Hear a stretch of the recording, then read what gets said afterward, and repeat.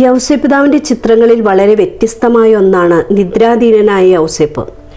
ഉറക്കത്തിൽ സ്വർഗീയ ദർശനങ്ങളുണ്ടായ പിതാവിനെക്കുറിച്ച് വിശുദ്ധ ഗ്രന്ഥം പറഞ്ഞു തരുന്ന ഒരു നല്ല വിശേഷണമാണ് നീതിമാൻ. നീതിമാന്റെ പ്രാർത്ഥന വളരെ ശക്തിയുള്ളതും ഫലദായകവുമാണ് യാക്കോസ്ലീഹയുടെ ലേഖനത്തിൽ പറയുന്നുണ്ട്.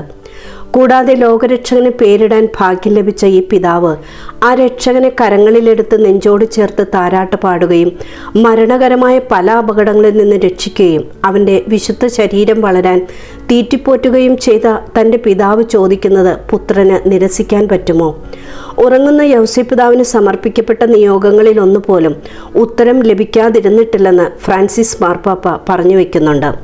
വിശുദ്ധ ജോൺ പോൾ II പഠിപ്പിക്കുന്നത് പോലെ ഭൂമിയിലുള്ള മക്കളെ സഹായിക്കാൻ സ്വർഗത്തിൽ അധികാരമുള്ള ഒരു വിശുദ്ധൻ.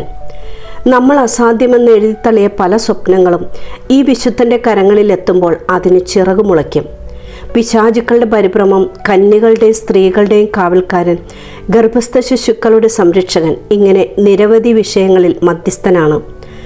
നമ്മളൊക്കെ മരണത്തെ ഭയപ്പെടുന്നവരാണെങ്കിലും നല്ലൊരു മരണം ആഗ്രഹിക്കാത്തവരായി ആരുണ്ട്? ദൈവപുത്രൻ്റെയും ദൈവമാതാവിൻ്റെയും സ്നേഹ ശുശ്രൂഷകൾ സ്വീകരിച്ച് മരിക്കാൻ ഭാഗ്യം ലഭിച്ച പുണ്യപിതാവേ, ഞങ്ങളുടെ മരണനേരത്തും ഈശോയോടും മാതാവിനോടുമൊപ്പം അരികിലണയണമേ. ആമേൻ.